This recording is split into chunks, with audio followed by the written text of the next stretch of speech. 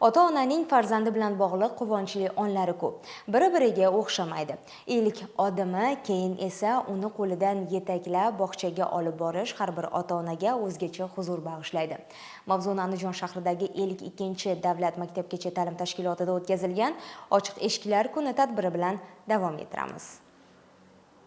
Ta'limning ilk bo'g'inida tanlov katta. Farzandi bog'cha yoshiga yetgan ota-ona borki, yashash joyiga yaqin maktabgacha ta'lim tashkilotlarining imkoniyatlarini o'rganadi. Chunki har bir ota-ona dilbandini barcha qulayliklarga ega ta'lim va tarbiya maskanlariga berishni istaydi. Bu esa ular o'rtasida sog'lom raqobatni yuzaga keltirib, bolajonlar uchun eng zamonaviy sharoitlarni yaratishga intiltirmoqda. Andijon shahridagi 52 davlat maktabgacha ta'lim tashkilotida yangi o'quv yili boshlanishi oldidan ochiq eshiklar kuni tashkil etildi. Unga maskanga yaqin hududlarda yashayotgan va farzandi shu yerda tarbiyalanayotgan ota-onalar taklif etildi.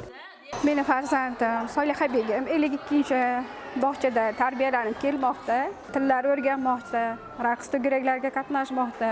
Men minnatdorman. Sharoitlar juda chiroyli yaratilgan bu yerda. Bolajonlarimiz ham ko'p narsalardan bilimdonlik qilishyapti.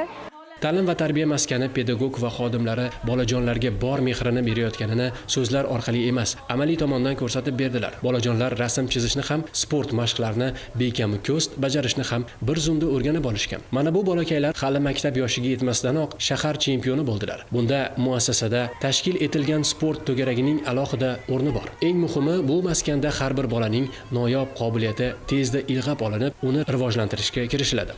52 davlat maktabgacha ta'lim tashkiloti 14 guruhga mo'ljallangan bo'lib, hozirda 300 dan ortiq tarbiyalanuvchi ta'lim-tarbiya olmoqda. Tashkilotda ingliz tili, rus tili, raqs to'garaklari, sport to'garaklari muntazam ravishda o'z faoliyatini olib bormoqda. Bu tadbirdan ko'zlangan asosiy maqsad ota-onalarni bog'chani faoliyati bilan tanishtirish, qamrovni yanada oshirish.